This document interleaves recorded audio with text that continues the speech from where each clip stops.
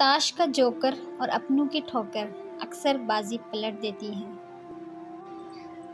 تاروں کو انسان تب گھورتا ہے جب زمین پہ اس کا کچھ کھو گیا ہو۔ تہجد بہت لاڈلی عبادت ہوتی ہے، یہ اپنی بات منوا کر ہی رہتی ہے، بات یقین کامل ہونا چاہیے۔ میں قصہ مختصر نہ تھا، ورق کو جلدی پلٹ گئے تم۔ لوگ اپنے لمحے سنوارنے کے خاطر دوسروں کی زندگیاں برباد کر جاتے ہیں۔ ہر خاموشی ہاں نہیں ہوتی، کوئی گلہ بھی ہو سکتی ہے۔ جب دوست اداس ہو اسے نصیحت نہیں کرتے، بس خاموشی سے اس کو سن لیتے ہیں تاکہ اس کا دل ہلکا ہو جائے۔ کسی کا دل ہلکا کرنا ایک آرٹ ہے اور وہ ہم سب کو سیکھنا چاہیے۔ دوسروں کی مدد کیا کرو، اللہ تمہاری مدد کرے گا۔ دوسروں کو سکون دینے والا کبھی بے سکون نہیں ہوتا۔ جو لوگ براہ راست نہیں بول سکتے وہ اسٹیٹس لگا لگا کر طعنے دیتے ہیں۔ کبھی کبھی تہجد میں مانگنے ہوئے شخص سے اس قدر تکلیف ملتی ہے، آپ برداشت نہیں کر سکتے۔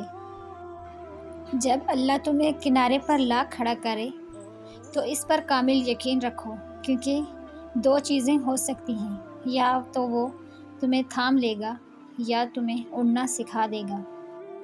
دل جس بات پر ضد کرتا ہے رب اسی بات پر آزماتا ہے۔ جن کو یہ علم ہو جائے کہ اللہ پاک بہت غور سے سنتا ہے تو پھر وہ اپنی کہانی کسی اور کو نہیں سناتے۔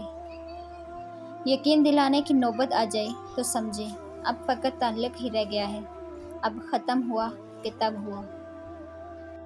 انسان جب تک اپنا مول نہیں لگاتا انمول کہلاتا ہے۔ اگر آپ اچھی اور میٹھی گفتگو نہیں جانتے تو چپ رہنا جانیے، کیونکہ چپ رہنا بھی اتنا ہی بڑا کام ہے جتنا کہ بولنا۔ جن کے دلوں میں رحم میں سادگی، اس میں خلوص اور سوچوں میں سچائی ہو، ایسے انسان کا وجود اللہ کی طرف سے مخلوق کے لیے نعمت ہے۔ جہاں ہر بات درگزر کرنا کسی ایک کے حصے میں آتا رہے، وہ رشتے کچے دھاگے کی طرح کسی بھی لمحے ٹوٹ جاتے ہیں۔ سوچ بھی ہونی چاہیے، کیونکہ نظر کا علاج ممکن ہے لیکن نظریے کا نہیں۔ جب کانوں کو غیبت کی لت لگ جائے تو چغلی زبان کا چسکا بن جاتی ہے اور کینہ دل کا سکون۔ برائی ڈھونڈنے کا شوق ہے تو آئینے کا استعمال کیجیے، دوربین کا نہیں۔ ہم نے کانٹوں کو بھی نرمی سے چھوا ہے، اکثر لوگ بے درد ہیں، پھولوں کو مسل دیتے ہیں۔ بنا کتابوں کے جو علم سیکھا جائے اسے زندگی کہتے ہیں۔ اتنا کرو کہ جب خود پہ آئے تو برداشت کر سکو۔ جن کے پاس شعور ہوتا ہے وہ ادب کے مارے بولتے ہی کہاں ہیں۔ زندگی میں ملتا بہت کچھ ہے، مگر ہم اس کا حساب رکھتے ہیں جو نہ مل سکا۔ آج کل اپنوں کے پاس اپنوں کے بارے میں سوچنے کا وقت نہیں ہوتا۔ اپنی زندگی کے اکاؤنٹ میں ہمیشہ دو آپشن کھلے رکھیں، اپنی غلطی تسلیم کرنا اور دوسروں کو معاف کر دینا۔ امید بھی نہ چھوڑنا، کل کا دن آج سے بہتر ہوگا۔